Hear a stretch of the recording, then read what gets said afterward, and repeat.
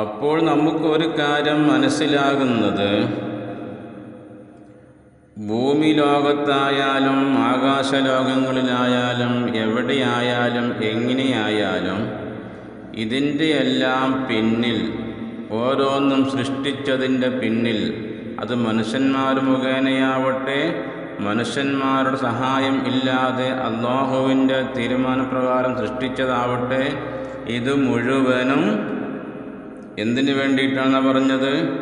മനുഷ്യന് ഗുണം കിട്ടാൻ വേണ്ടി മാത്രമാകുന്നു.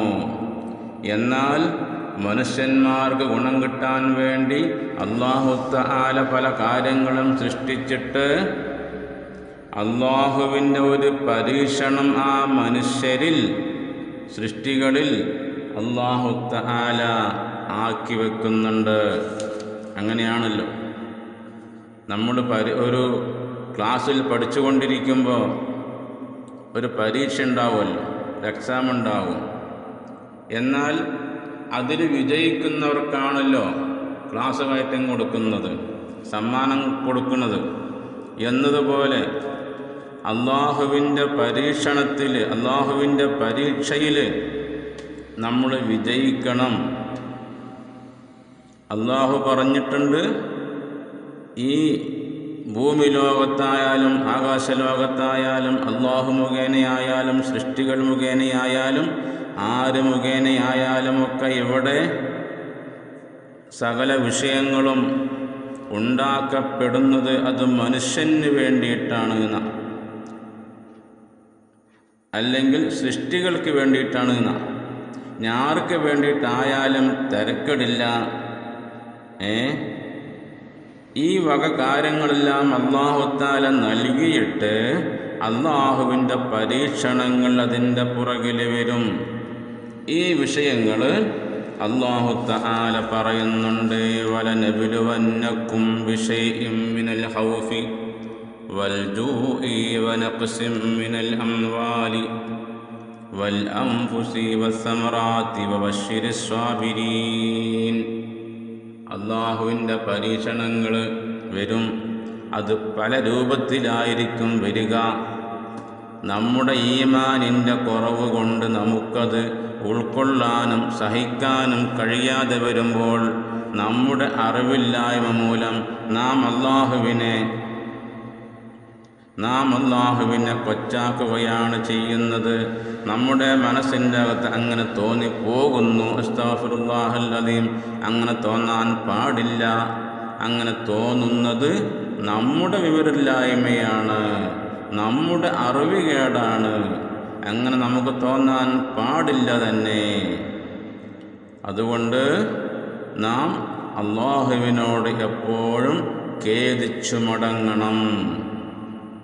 ഒരു ഇസ്തിഗ്ഫാർ വേണം, ധാരാളം ഇസ്തിഗ്ഫാറുകൾ വേണം. അപ്പോൾ പറഞ്ഞു വന്നതെന്താ? അല്ലാഹു മനുഷ്യരെ പരീക്ഷിക്കുന്നുണ്ട്. നമുക്ക് മുമ്പ് കഴിഞ്ഞുപോയ ഒരുപാട് മഹാന്മാരുണ്ട്, മഹാരഥന്മാരുണ്ട്,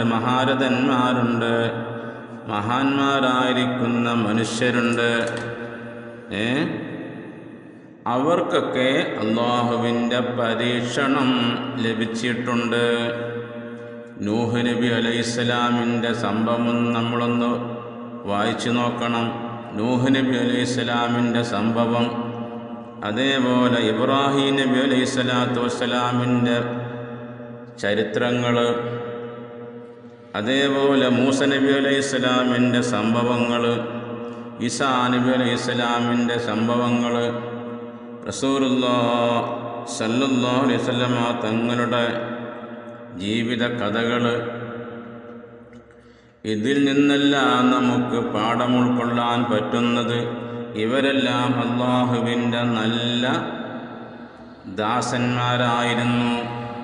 ഇബ്രാഹിം നബി അലൈഹിസ്സലാമിനെ സംബന്ധിച്ച് ഖുർആനിലെല്ലാം പറയുന്നുണ്ട്, ഫത്തബിഉ മില്ലത ഇബ്രാഹിമ ഹനീഫ. ഇബ്രാഹിം നബി അലൈഹിസ്സലാമിൻ്റെ മാർഗം പിൻപറ്റാനാണ് നമ്മുടെ നബി അല്ലാഹു പറഞ്ഞത്. നമുക്കും അത് ബാധകമാവുന്നു. അപ്പോൾ ഇബ്രാഹിം നബി അലൈഹിസ്സലാം വലിയ മഹാനാണ്, മാന്യനാണ്. എന്നാൽ ഇബ്രാഹിം നബി അലൈഹിസ്സലാമിന് പരീക്ഷണങ്ങൾ വന്നിട്ടുണ്ട്, നമ്മുടെ നബിക്കും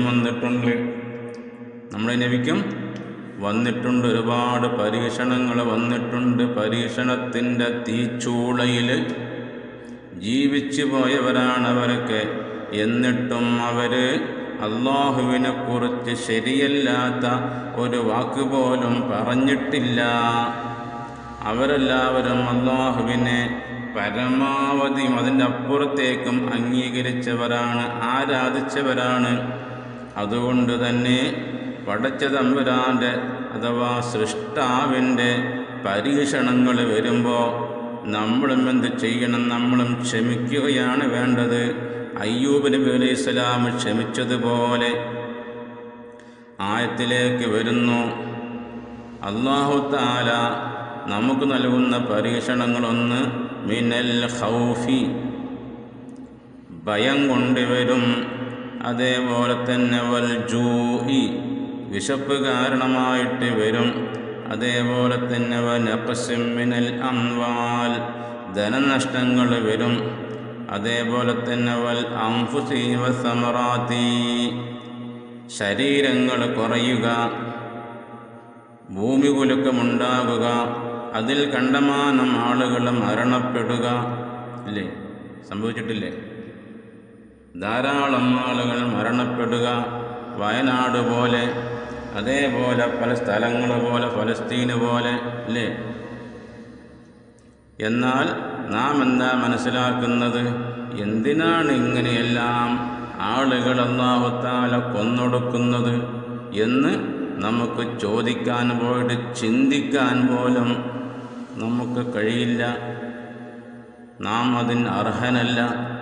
അതിന് നമുക്ക് ഒരു നിലക്കും അങ്ങനെ ചിന്തിക്കാനോ പറയാനോ കഴിയില്ല. നമ്മളങ്ങനെ ചെയ്യുകയും ചെയ്യരുത്. അപ്പോൾ മരണങ്ങൾ സംഭവിക്കുക, അതേപോലെ തന്നെ സമറാത്തി, ഫലങ്ങൾ കുറയുക, നഷ്ടപ്പെടുക, തീരെ കിട്ടാതിരിക്കുക, അങ്ങനെ പല വിഷയങ്ങളും.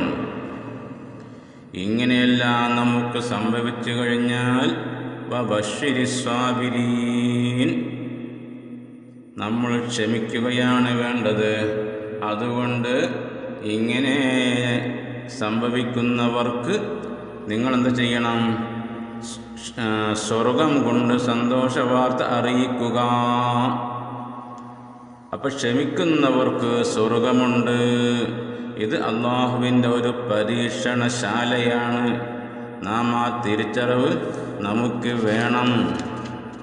ഇതും കൂടെ നമ്മുടെ ഈ വിഷയത്തിലേക്ക് നാം കൂട്ടി വായിക്കേണ്ടതാകുന്നു.